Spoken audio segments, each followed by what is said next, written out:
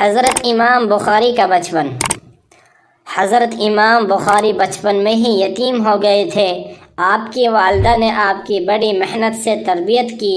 واقعہ یہ ہے کہ جب امام بخاری کی بچپن میں آنکھ چلی گئی، نابینا ہو گئے تھے، تو والدہ کو بہت صدمہ ہوا، اس لیے کہ ایک طرف وہ بیوہ تھی اور دوسری طرف چھوٹے سے بیٹے کو اچانک یہ حادثہ پیش آیا کہ بینائی چلی گئی۔ طبیبوں نے علاج کیا، علاج سے عاجز آ گئے، بظاہر کوئی فائدہ نظر نہیں آیا۔ والدہ ماجدہ اپنے یتیم بچے کی اس حالت پر رات دن اللہ تعالیٰ کے سامنے روتی رہتی تھی اور دعا کرتی رہتی، اور بہت زیادہ دعا و صدقہ کا اہتمام کرتی رہتی۔ امام بخاری کی والدہ بڑی عبادت گزار خدا رشیدہ خاتون تھی۔ ایک رات عشاء کی نماز کے بعد مصلی پر اللہ کے سامنے رونے لگی، دعا کرنے لگی۔ اسی حالت میں انہیں نیند آ گئی۔ خواب میں حضرت ابراہیم خلیل اللہ علیہ السلام کی زیارت ہوئی۔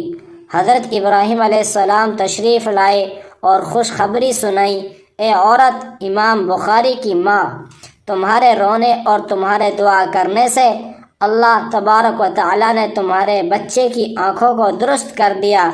جب رات گزر گئی اور والدہ صبح بیدار ہوئی تو دیکھا اللہ تعالیٰ نے ان کے بیٹے محمد بن اسماعیل بخاری کی آنکھوں کو واقعتاً درست کر دیا تھا۔ پھر بعد میں تو اللہ تعالیٰ نے اس قدر آنکھوں میں روشنی عطا فرمائی کہ امام بخاری نے اپنی مشہور کتاب تاریخ کبیر کو چاندنی رات میں چاند کی روشنی میں تصنیف فرمایا۔ اس واقعے سے یہ سبق ملا کہ ماں نیک ہو اور اپنی اولاد کے مستقبل کے لیے دعا کرے تو ماں کی دعا کی برکت سے اولاد کی دین و دنیا و آخرت سب سنور جاتے ہیں۔ اولاد کو تکلیف اور مصیبت ہو تو ماں کو چاہیے کہ خوب دعائیں کرے، اللہ تعالیٰ کی بارگاہ میں خوب روئے۔